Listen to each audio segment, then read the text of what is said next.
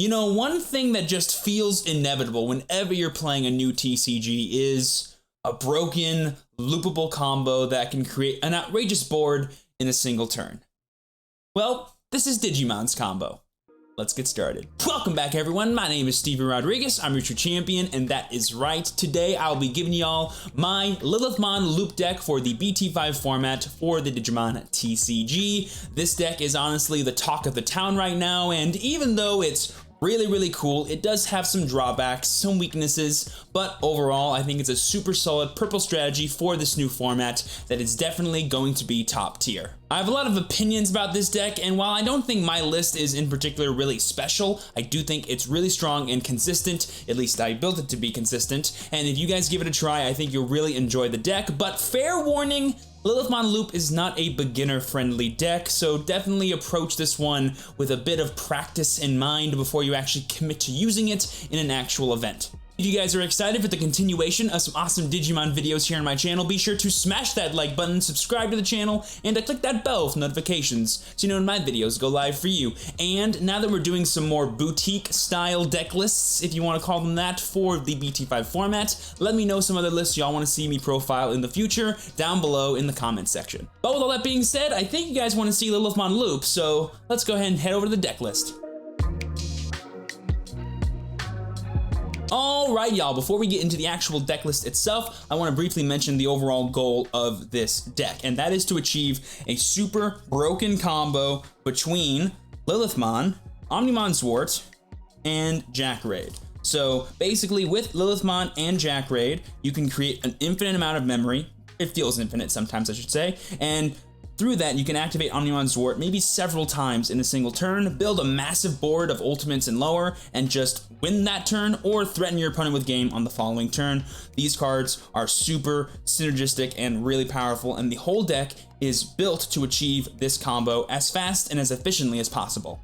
With that in mind, there are some exceptions to like quote-unquote good purple cards that we're not playing in this deck. I will bring up throughout the profile some other cards you could play if you wanted to change this list up a bit and fit your own personal playstyle. But starting up as always, we have the Digi-eggs, 4 Demi-Meramon, and 1 Xiaomon. This lineup really doesn't matter. I mean, you could actually just run 4 Meramon if you really wanted to, because it's the only real useful egg that exists for the overall combo of this deck. But being able to filter and fill your trash is super cool. Once this deck hits 10 cards in trash, pretty much everything about your entire deck is unlocked, and you can have free reign over certain plays, which is really nice. The Xiaomon, though, is nice as like a 5th Digi-egg, gives you that extra filter, that extra body, and could give something retaliation, which is pretty neat and can come up sometimes for some nice removal. So I do like this lineup, but honestly, it doesn't really matter too much. Moving on to our level 3s, we're playing a full 12. We've got 4 copies of Gabumon, 3 copies of Labramon from BT4,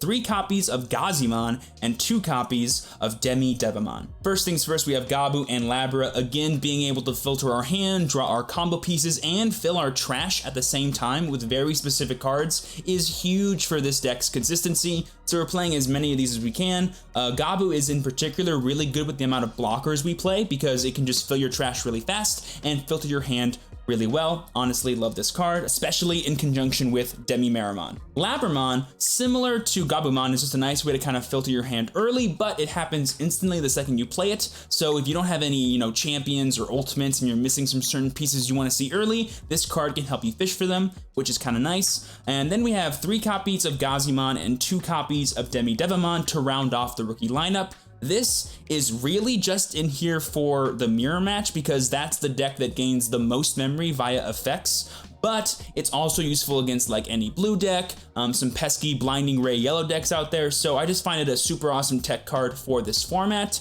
If you want to run less of it, you totally can because we have tons of ways to recycle it, but 3 feels like a nice number to see it often enough, especially given like what you're probably going to fight against in most matchups. And then finally we have 2 Demi-Devimon, a really important part of the Lilithmon loop combo that a lot of people I think miss out on is board texture. Having a wider board enables the combo to be way more powerful and oftentimes help you win the game the turn you do it. So being able to like build your battle area sooner rather than later is actually really good for this deck. And that's why I really like Demi-Devi. It lets you like commit to the battle area and while not giving up that much resource to your opponent at the same time. So I really do like the inclusion of this card in this deck. Now that being said, there are some options you can play. The main 3 are Tapermon, Impmon, and Gyumon. So let's really quickly talk about these 3 cards. Tapermon is kind of similar to Labramon in that it allows you to filter and fill your trash, but it's got the caveat that you have to attack with it, and playing a card that you have to commit in order to attack,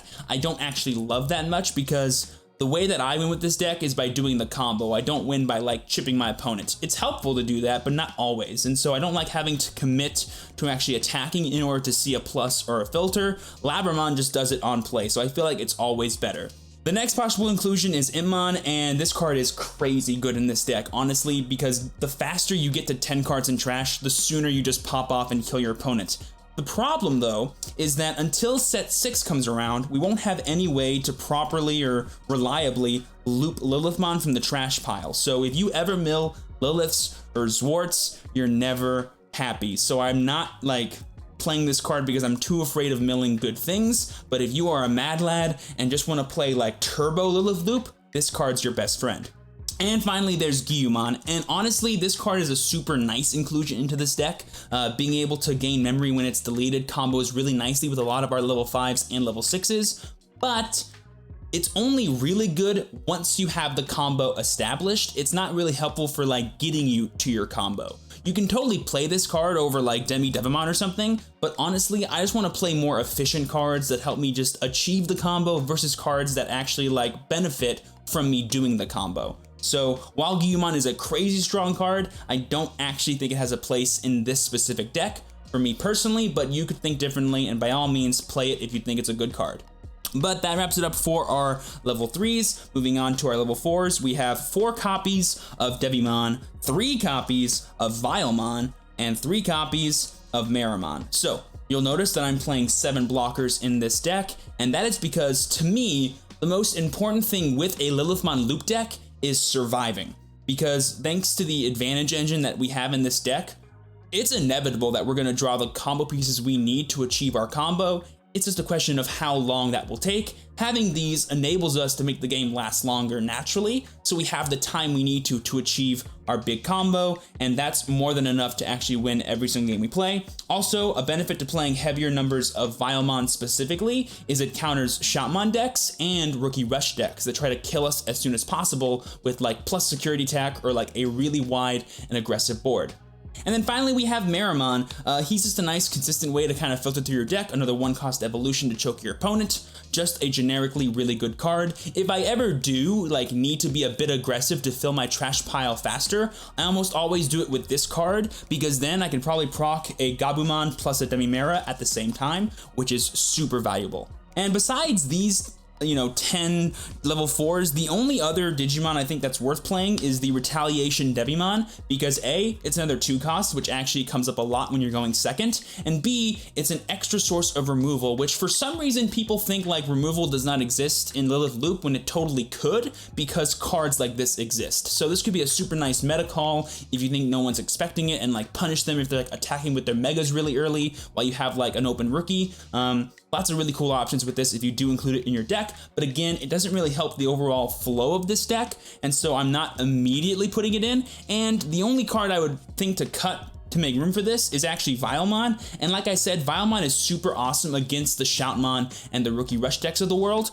and it's also a benefit too, like because it's 6,000 DP, while 4,000 DP is really weak against like Lord Nightmon decks, because all they need is a Nightmon, and they kill this. So while it is nice, it's not the best for overall setup. But yeah, that's it for level 4s. Moving on to our level 5s, we have 3 copies of Lady Devimon, 3 copies of Black War Growlmon, 2 copies of Skull Meramon, and 1 copy of Chimeramon, giving us 9 level 5s in total. Now, really quick, I want to address that I'm playing an equal split of Lady Devi and Black War Growlmon. If you wanted to play 4 and 2 of the other one, or 4 and 2, that's totally fine. I think though that these cards come up equally when it comes to how useful they are in certain situations, so I like having an even split. But in most cases, Lady Devimon is the preferred one because it combos the best with being able to draw, make your hand what you need to make it, and then fill your trash. But the reason why I like Black War Greymon is because thanks to his Digiburst 3 effect to be able to play a purple level 3, not only are you still filling your trash with 2 cards, you're also building your board by +1. So the way I think of it is, well, the Lilith loop requires both cards on board and certain cards in hand. If I already have the cards in hand, I want to build my board. That's where this comes in. If I already have a good board, I want to make sure I have the cards in hand. That's where this comes in.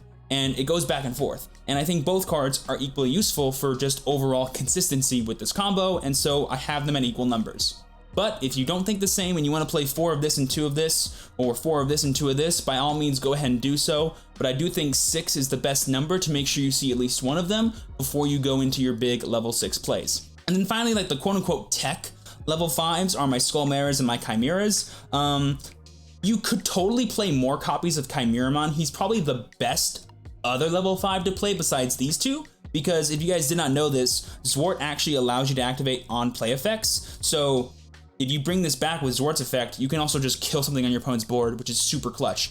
And like I said, being able to build board and have multiple ultimates in play not only insulates you against your opponent's removal, but also just is really good for achieving the combo. So if you ever have like a Black War Greymon in play, a rookie, and then you go like play Chimera, kill your rookie, kill one of your opponent's dudes, not only are you like slowing them down, you're saying, hey, you better deal with both of these, otherwise I'm gonna pop off next turn. So I really do like the ability to have like good things to hard play if I need to.